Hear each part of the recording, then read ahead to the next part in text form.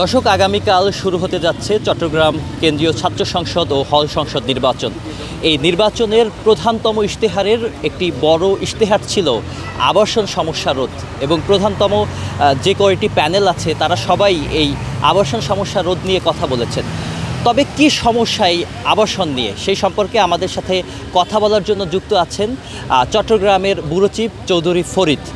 ভাই কেমন আছেন? এবং আপনার সাথে একই সঙ্গে জিজ্ঞেস করতে চাচ্ছি যে চট্টগ্রাম ইউনিভার্সিটি, এই ইউনিভার্সিটির শিক্ষার্থীরা যেখানে থাকছেন এই ক্যাম্পাসের মধ্যেই কিন্তু স্থানীয় জনগণও থাকে। পাশাপাশি তারা বলছেন এখানে নিরাপত্তা একটি সমস্যা এবং আবাসন সমস্যা নিয়েও তারা কথা বলছেন। এবং আমরা শুনেছি যে মাত্র পুরো শিক্ষার্থীদের মাত্র 21% এখানে আবাসিক থাকেন। আসলে পুরো ঘটনাটা আপনি একটু যদি বলতেন। হ্যাঁ, ধন্যবাদ। আপনি যেমনটাই বলেছেন, চট্টগ্রাম বিশ্ববিদ্যালয়ে কালকে ভোটার হলো 27,516 জন। অনেক শিক্ষার্থী, কিন্তু আমাদের 21% হলো শুধু ক্যাম্পাসে থাকে, বাকিগুলো শহর বিভিন্ন এলাকায় থাকে। তো আপনি যেটা বলেছেন, বর্তমানে যারা প্রার্থীরা আছেন তারা সবগুলো আবাসনকে প্রাধান্য দিয়েছেন, কারণ শহর থেকে অনেক দূরে, প্রায় 26 কিলোমিটার 25 কিলোমিটার দূর থেকে এখানে আসতে হয় শিক্ষার্থীদেরকে। শুধুমাত্র 2টা ট্রেন আছে আর কিছু বাস আছে, কিন্তু অনেক শিক্ষার্থী এখানে আসতে পারে না। তারা থাকে পার্শ্ববর্তী, এখানে তো আপনি বললেন 21%, বাকিগুলো চট্টগ্রাম বিশ্ববিদ্যালয়ের আশেপাশে যে আমাদের কটেজ আছে, বিভিন্ন ঘর ভাড়া আছে, ওখানে থাকে। ওখানে গিয়ে আপনি কিছুদিন আগে একটা ওই যে যারা ছিল ওখানে শিক্ষার্থীদের সাথে একটা বড় ধরনের ক্লেশ হলো, গ্রামবাসীর সাথে অনেক মারামারি হলো, আপনারা এটা দেখেছেন। সেজন্য এত শিক্ষার্থী চট্টগ্রাম বিশ্ববিদ্যালয়ের প্রায় 25,000, 26,000, 27,000, 28,000 এরকম হয়ে যায়। এই শিক্ষার্থীগুলো থাকার জন্য এবং তাদের লেখাপড়ার সুযোগের জন্য সবাই চাচ্ছে যে চট্টগ্রাম বিশ্ববিদ্যালয় যেহেতু বিশাল এলাকা জুড়ে আছে, সুতরাং এখানে ক্যাম্পাসের জন্য বড় বড় তাদের থাকার জন্য স্থাপনা নির্মাণ করা হোক, তাদের আবাসনের ব্যবস্থা করা হোক। এই হলো আমাদের বর্তমান যারা প্রার্থীরা আছেন তাদের মানে প্রধানতম যা ছিল, তাদের এজেন্ডা ছিল এটাই দেওয়ার জন্য। এবং পাশাপাশি নারী শিক্ষার্থী যারা, তারা বলেছেন যে এই ক্যাম্পাসে তারা বিভিন্ন সময় নিরাপত্তা ঝুঁকিতে ভোগেন। এর একটি কারণ তারা যেটি বলেছেন যে এখানে যারা স্থানীয় জনগণ আছে তারা এটিও বলেছেন যে এখানে যারা শিক্ষার্থী তারা তো বিশ্ববিদ্যালয় প্রশাসনের আন্ডারে বা তাদের এই কথাগুলো শুনতে হয়, কিন্তু স্থানীয় জনগণ তো শোনে না। সেই সম্পর্কে আপনি কি বলবেন বা কি বলতে চাচ্ছেন? এটা তো অবশ্যই বাস্তবতা, কারণ আমাদের নারী শিক্ষার্থীরা তারা অবশ্যই নিরাপত্তাহীনতা বোধ করে, কারণ এটা হলো পাহাড়ি একটা এলাকা। এখানে এক জায়গায় নেই, এক জায়গায় একটা হল, এক জায়গায় একটা তাদের মানে ক্যাম্পাস অনেক ডিস্টেন্সে আছে। বিশেষ করে সন্ধ্যার পরে এটা আরও ভয়াবহ একটা রূপ ধারণ করে। সুতরাং নারীদের জন্য অবশ্যই এটা মানে তারা সবসময় এটা সমস্যা তাদের সম্মুখীন হতে হয়।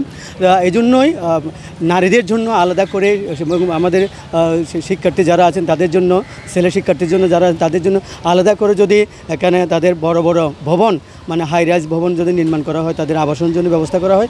জায়গা অনেক আছে, তো যেটা মানে আমাদের বিশ্ববিদ্যালয় কর্তৃপক্ষ এবং সরকার যদি চায় তাহলে বাংলাদেশের অন্যতম দ্বিতীয় বৃহত্তম বিশ্ববিদ্যালয় হলো চট্টগ্রাম বিশ্ববিদ্যালয়। সুন্দর একটা মনোরম পরিবেশ এবং প্রকৃতির একটা এখানে লীলা খেলা এখানে আছে। প্রকৃতির সুন্দর পরিবেশে যদি এই ব্যবস্থা নেওয়া হয় তাহলে শিক্ষার্থীরা আরও ভালো করে তাদের উজাড় করে তারা পড়ালেখা করতে পারবে এবং তারা শিক্ষা অর্জন করতে পারবে।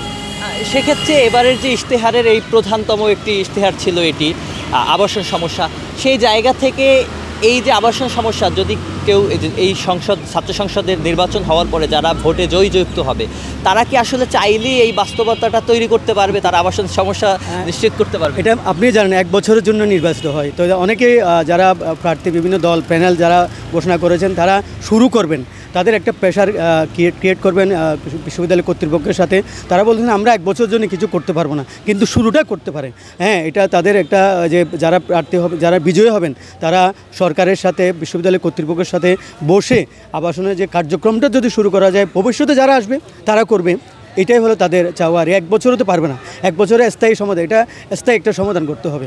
এছাড়াও আরেকটা দাবি হলো আমাদের চট্টগ্রাম বিশ্ববিদ্যালয় আসা যাওয়ার যে ট্রেনটা 2টা আছে, এটা আরও সংখ্যা বাড়ানো, ট্রেনের বগির সংখ্যা বাড়ানো, ট্রেনের ট্রেনের যে লাইন আছে লাইনের আরও সংস্কার করা, অনেক দাবি আছে।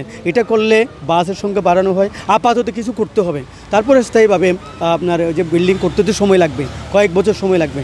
তাই আপাতত যে প্রাথমিক কিছু যদি কাজ করা হয়, ট্রেনের সংখ্যা, ট্রেনের বগি, যা বাসের ব্যবস্থা করা হয়, তাহলে শিক্ষার্থীরা স্মুথলি যাতায়াত করতে পারবে। ধন্যবাদ শেখ ফরিদ আমাদের সাথে থাকার জন্য। দর্শক, আপনারা যতটুকু জানতে পারলেন যে 1 বছরের জন্য নির্বাচিত এই যে ছাত্র সংসদের কমিটি, এই কমিটি আসলে চাইলেই আসলে এই বাস্তবতার আসলে মেনে নিতে হবে, আসলে চাইলেই এটি সম্ভব না। তবুও তারা চেষ্টা করবে আশা করি, এবং যারা ভোটে জয়যুক্ত হবে তারা এই আবাসন সমস্যা সহ যেসব ইশতেহার তারা দিয়েছেন সেগুলো বাস্তবায়নের চেষ্টা করবেন। ধন্যবাদ, এবং চ্যানেল আইয়ের পরবর্তী সংবাদ এবং চাকসু সম্পর্কে নতুন আপডেটগুলো জানতে চ্যানেল আইয়ের সঙ্গেই থাকুন। ধন্যবাদ সকলকে।